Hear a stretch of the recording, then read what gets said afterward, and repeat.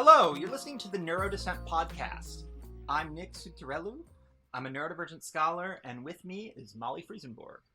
Hi, y'all. I am a nonprofit professional in the education and youth development space, and have gotten the opportunity to work alongside a lot of mental health professionals. So in our podcast, Molly and I explore ideas about the mind and mental health. We're interested in finding ways to talk about these issues that empower neurodivergent people like us. In season 1 of our podcast, we've been exploring the history of demons and demonic possession. We've been doing this so that we can look at how people might have thought about their mental health at a time before modern psychiatry, before people talked about modern mental health.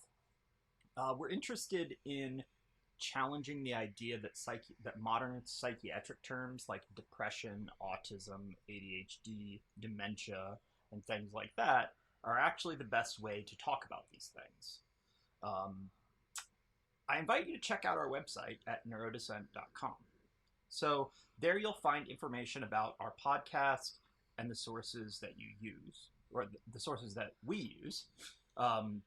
You'll find links that you can use to access our podcast on many different platforms like Apple Podcasts, Spotify, and YouTube.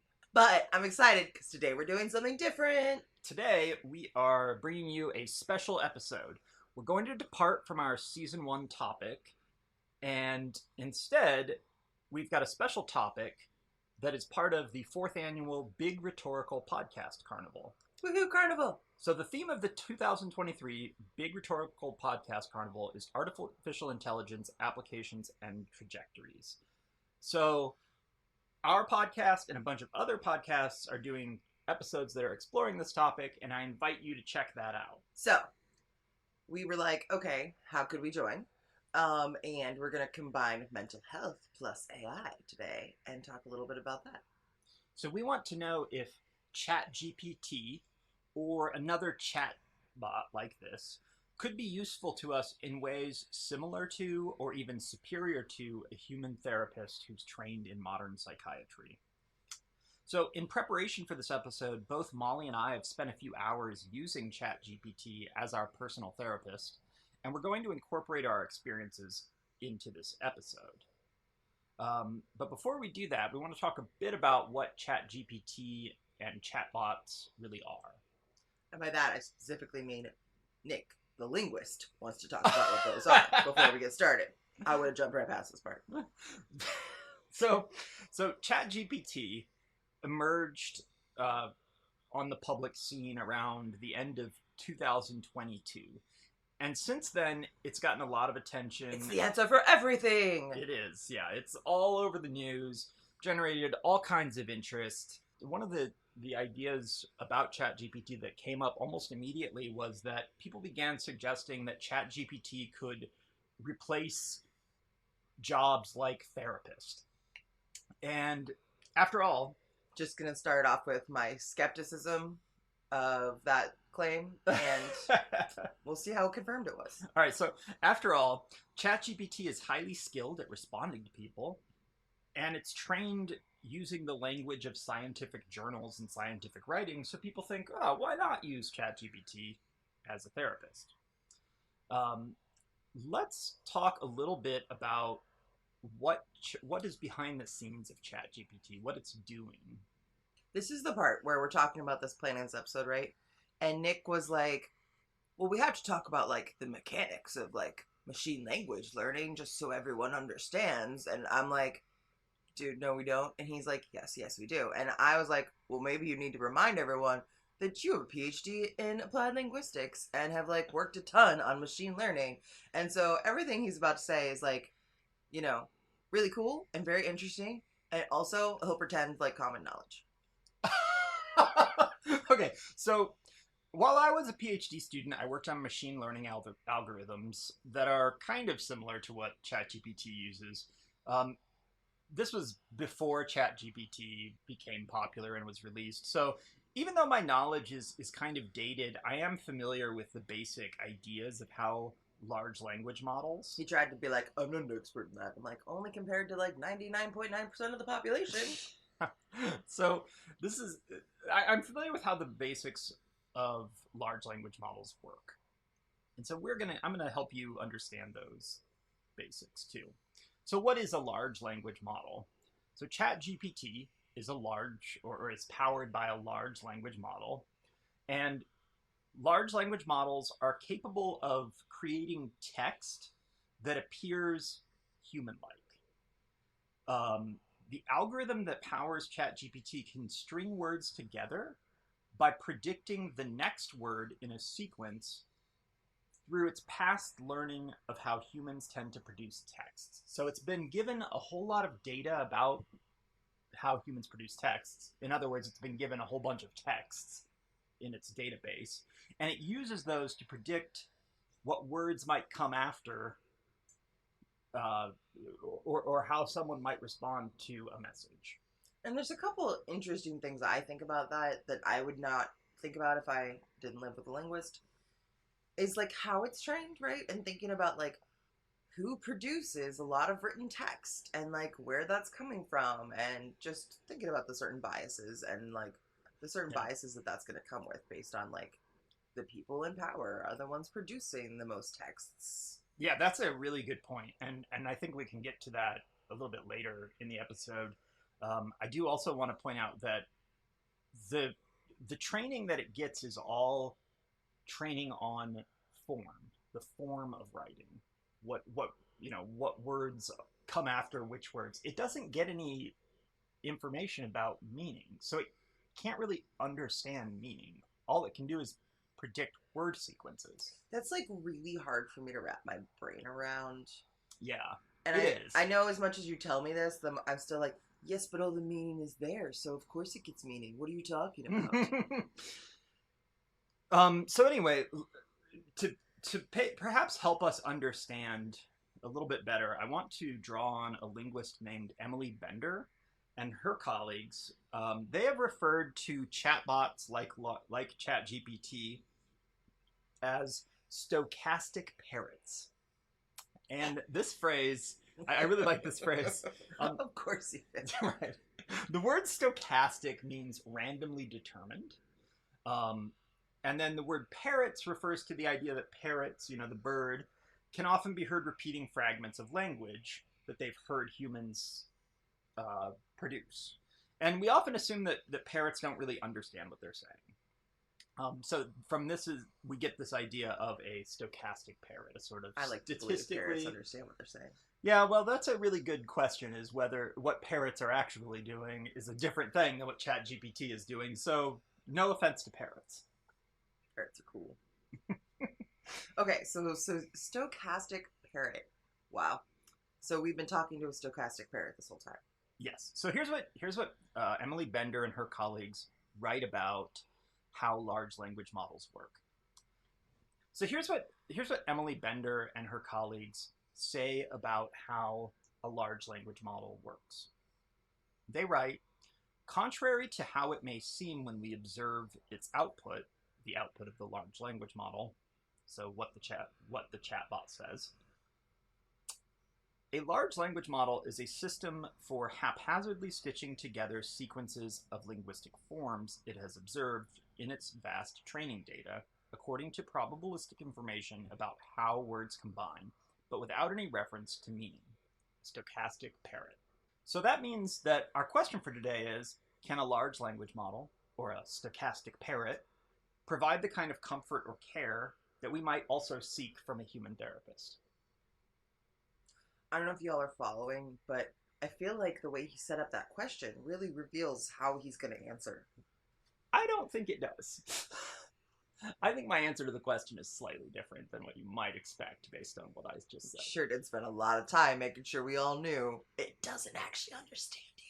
I think that's really crucial that we understand that. Yeah. I literally am not sure I can viscerally understand it. Like, even though I'm like, I logically hear you. Mm-hmm. I understand, like, I mean, first of all, the term stochastic parrot, that's fire. Like, that's just fun term. It makes the point really well.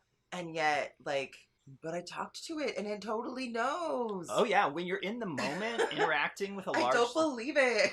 when you're interacting with a large language model, you're able to sort of just let yourself go and let yourself assume that it is understanding you and that it is basically another language producing partner, conversation partner, right? It feels like that for sure. I totally also get that impression. All right. Remember, it's a stochastic. Oh my God, why is that word so hard to say? Stochastic parrot.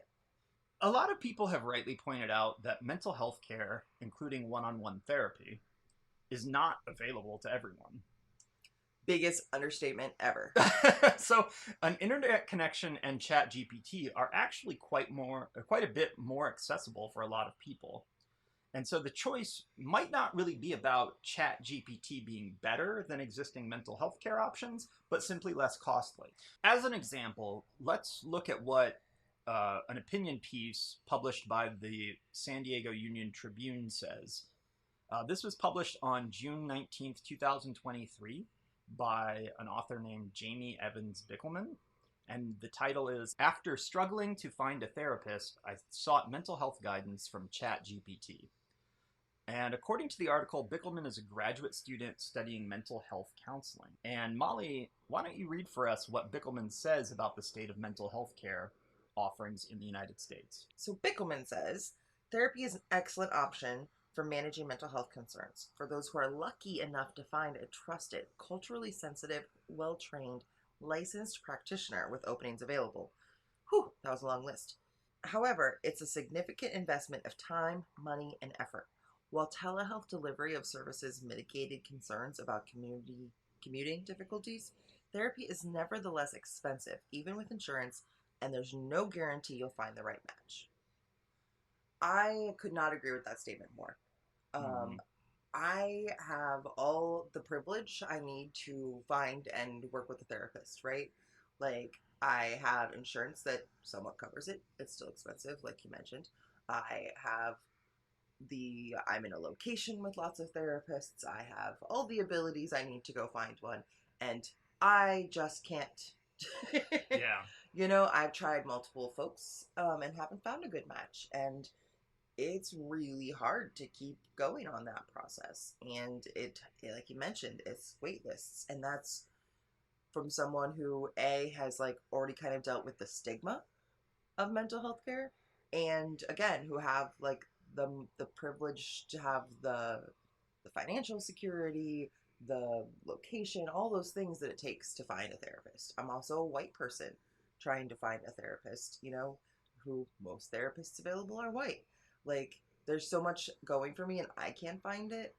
And I know there's so many people who could benefit from therapy who have such bigger barriers. Yeah. So I've also had some difficulty finding therapists in the past, but I've also had some good experience with therapists. I'll give you a quick summary of my experience. Sometime around the year 2017, I started seeing a therapist for the first time when I got my first job that had good health insurance and made that possible for me. But for the first few years, I couldn't really find a therapist that I liked or that I connected with. My first one was fine, but to be honest, I didn't really ever connect with her, and she left her job really quickly, so she was gone, and I couldn't work with her anymore, and I ended up on a waiting list. And that's how it was for a while, until in 2019, I was hit by a car and had severe post-traumatic stress disorder, and it was at that time that I decided I was going to do a deep dive and find myself a therapist who could actually help me. And that's when I discovered that I needed a particular type of therapist, a trauma therapist. And I found one who worked for me. And I've been meeting with her since 2019. So we've had a pretty long relationship. We have good conversations. She makes me feel good about myself. Our sessions are pretty productive in terms of her kind of pushing me to think about things that might help me feel better. She's also used a lot of different techniques in our therapy sessions, some that are definitely not replicable by ChatGPT. Like, she has done things with me like eye movement therapies and things like that ChatGPT just has no possible way of replicating. So it's definitely not possible for a stochastic parrot to replace her completely. Mm-hmm. Nonetheless, however, in my situation where I've never been able to develop that rapport, a stochastic parrot might be a really good fit for at least, getting started or, figuring out what I need as someone who is not so good at the deep dive research.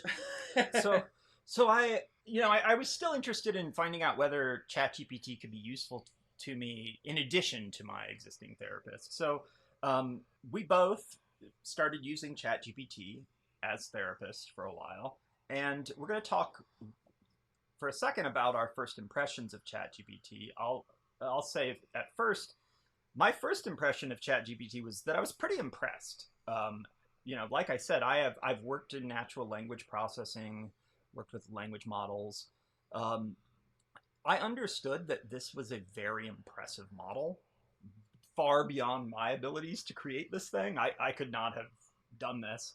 So I was very impressed and surprised by how much it really sounded like a therapist, although it sounded like a therapist who was not doing a therapy session, but instead writing a blog post about the top 12 ways to respond to anxiety or something like that.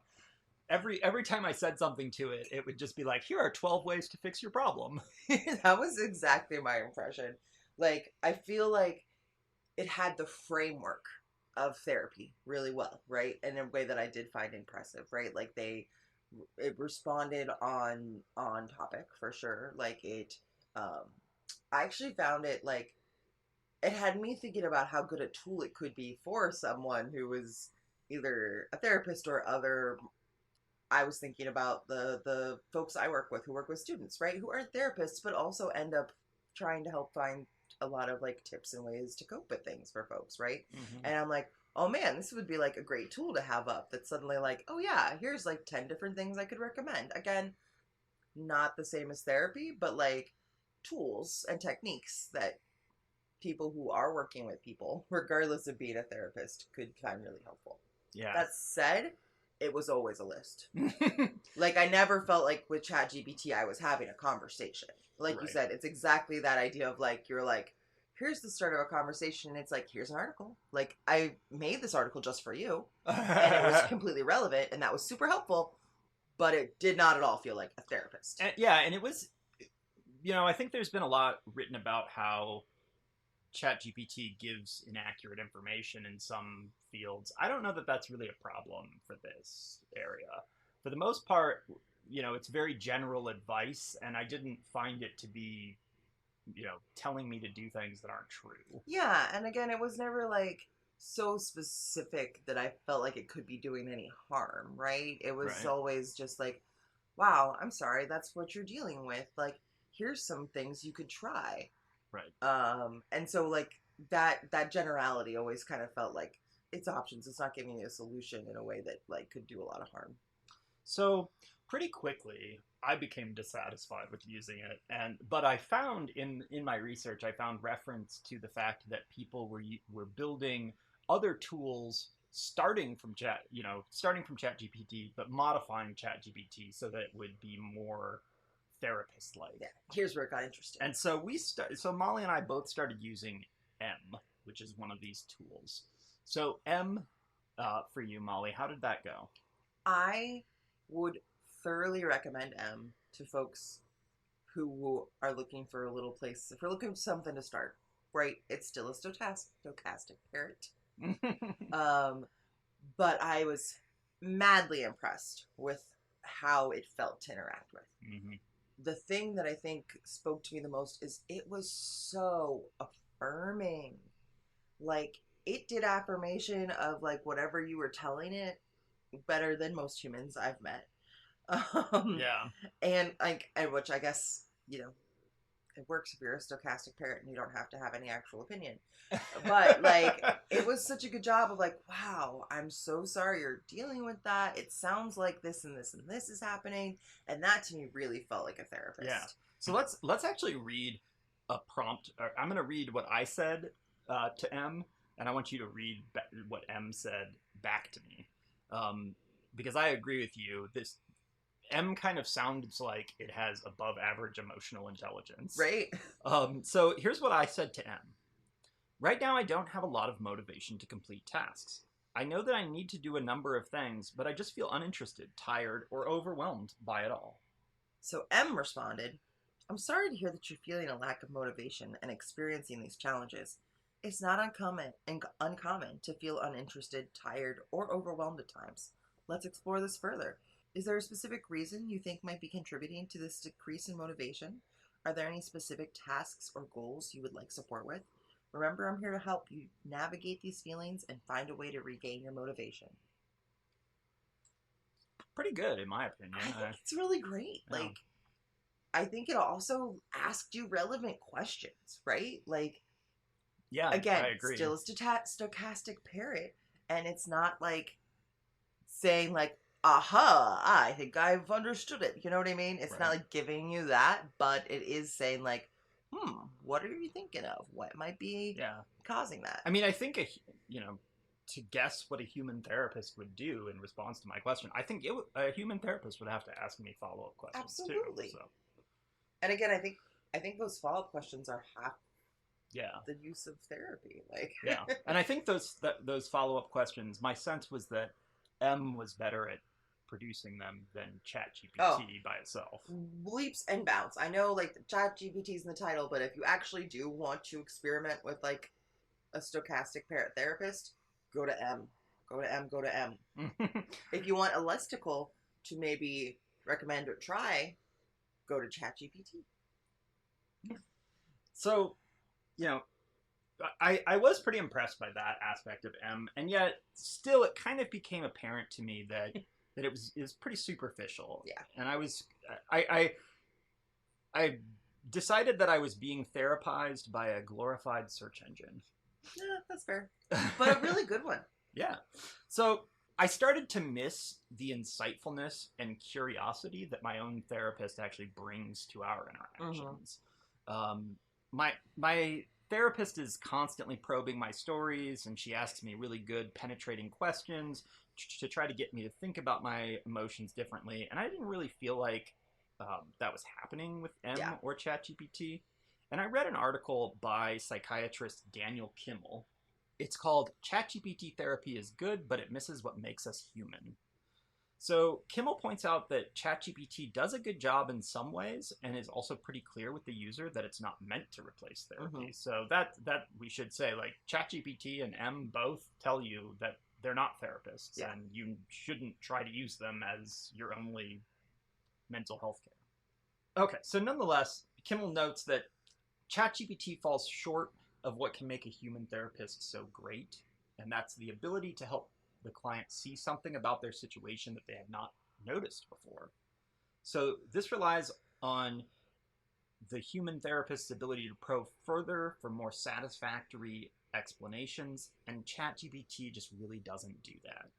It's satisfied with taking whatever we say at face value. Yeah. Can you read for me what Kimmel concluded in his article? Yeah, so Kimmel concluded that I learned a lot from my therapy session with ChatGPT. I was impressed by how convincingly it reproduced the stock and trade responses of a human therapist. At the same time, I was reminded how special the process of psychotherapy is for both the therapist and patient, and of the abilities of the human mind to wonder, to imagine, to create, on which it rests.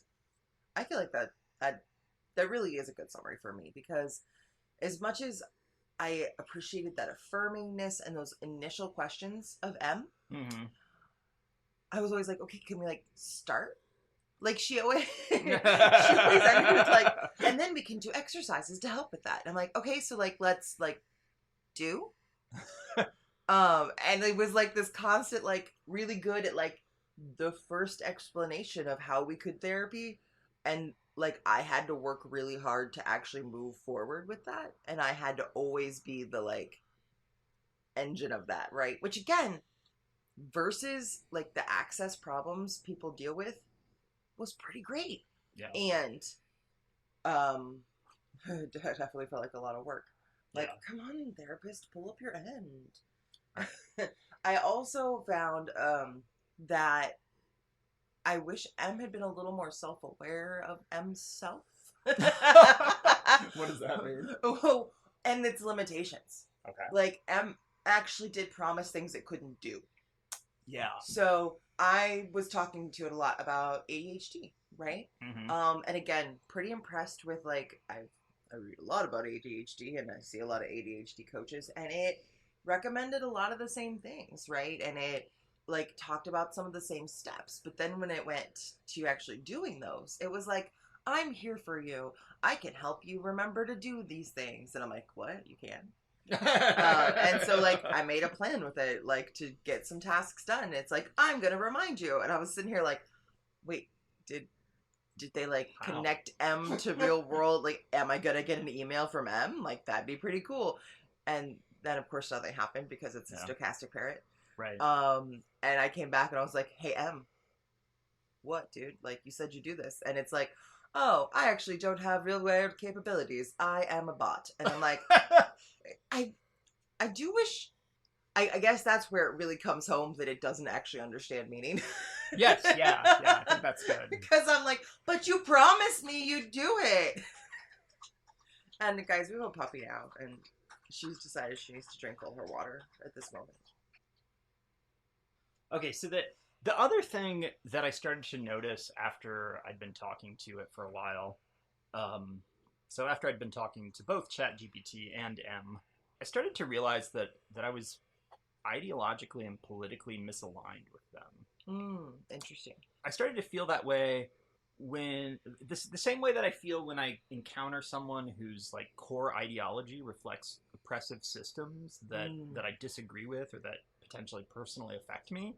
So, for example, I started to feel like ChatGPT really glorified wage labor and capitalist exploitation, and it made me really feel uneasy and made me start to not trust it and also to feel judged by it.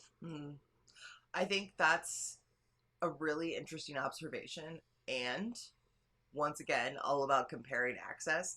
That kind of happened with all my human therapists too. Yeah. I mean, it's certainly not a thing that happens only with ChatGPT, but I think we have a tendency to think that like it's a computer, so it can't have ideology. Yeah. But I want to play a clip from Emily Bender, the linguist that I mentioned earlier, who talks about how ChatGPT is trained and how that leads to the creation of its ideology. So let's listen to this.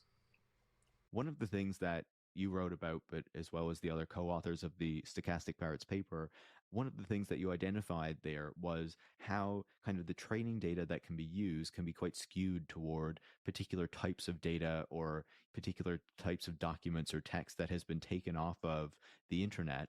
And then that kind of feeds into the types of responses that you're going to get from these chatbots or from these other kind of various programs that are using this data. Can you talk to us a bit about that aspect of this? One of the things about very large data sets is that people like to assume that because they're big, they must be representative. And the internet's a big place. It seems like everybody's there. So let's just grab stuff off the internet and that'll be representative, and that will be somehow neutral. We actually go through step by step to show how the data that's collected is likely to overrepresent the views and positions of people with privilege. So it's not neutral, it's not representative, and it is going to skew hegemonic. So, that was depressing. Like, yeah, our systems of power and oppression follow us everywhere. I guess that's I'm kind of like, yeah, that's... Yeah. Well, I just want to raise our awareness to the fact that, just because it's a computer tool doesn't mean it's not somehow connected to politics and ideology. Yeah. And I think it's really important because I go into talking to a human, like, consciously or unconsciously, like, knowing that I'm kind of sussing out, like, their values and what they believe, right? Absolutely. And I might not have that same mindset or that same awareness of disagreeing with a bot. Yeah, that's important to note.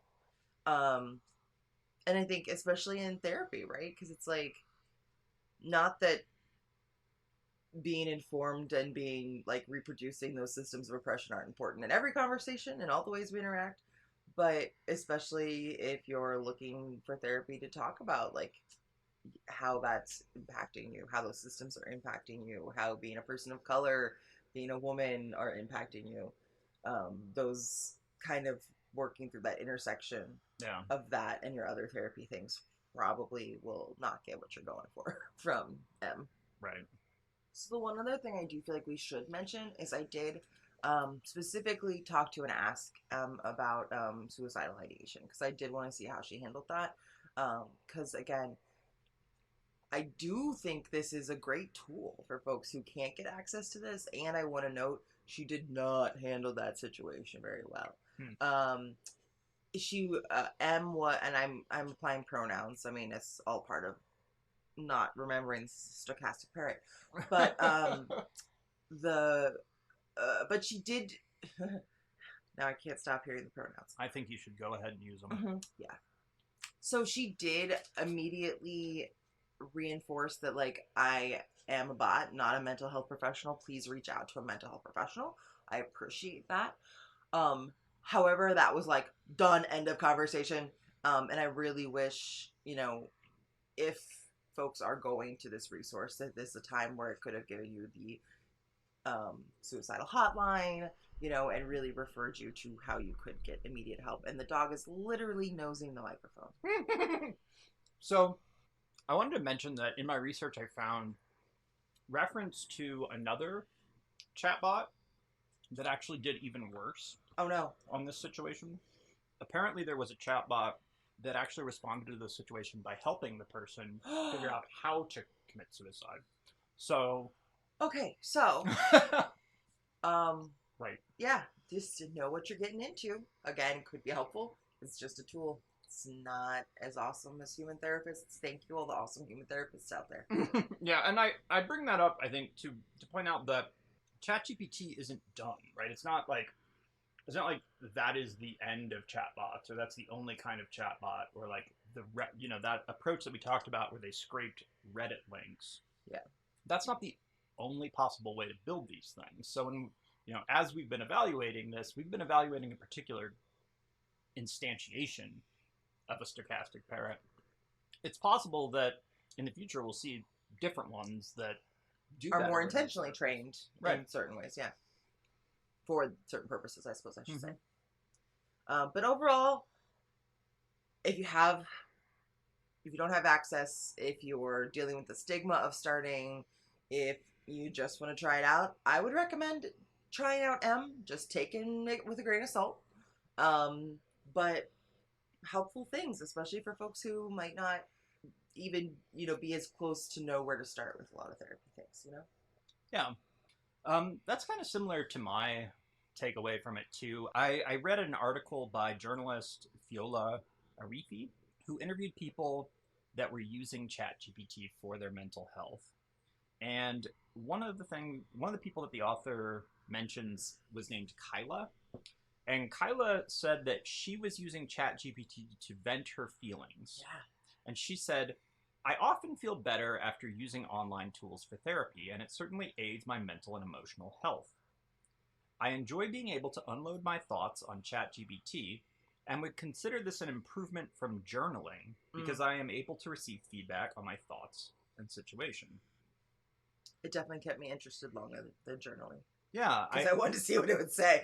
Right. I think that's really true. Like, in your sort of solitary mental health practice, it could be a really powerful tool to include in there. And meanwhile, let's make incredibly trained, awesome human therapists more accessible to everyone. Yeah. So, for example, I recently had like a really minor emotional reaction to something, and I journaled about it, but I journaled about it in 2N. So I wrote down what happened, and here's what I wrote. Yesterday I was walking my dog, and I saw a woman standing with 2 dogs. I called out to her if I could let my dog get close to hers, but she snapped back at me angrily, "No, I'm waiting for you to pass." I felt hurt and rejected. Okay, and M responded, I'm sorry to hear that you had a negative experience while walking your dog. It can be distressing when our attempts to connect and interact are met with a harsh response. Here are some suggestions for coping with that hurt and rejection you felt. 1. Validate your emotions. It's natural to feel hurt when your friendly gesture was met with negative response. Acknowledge and validate your emotions, recognizing that it's okay to feel hurt in this situation. 2, and then she goes on to do the listicle part, so 5 different things that you could maybe try. And then remember that everyone has their own unique experiences and reactions. It's not uncommon to encounter occasional misunderstandings or interpersonal challenges.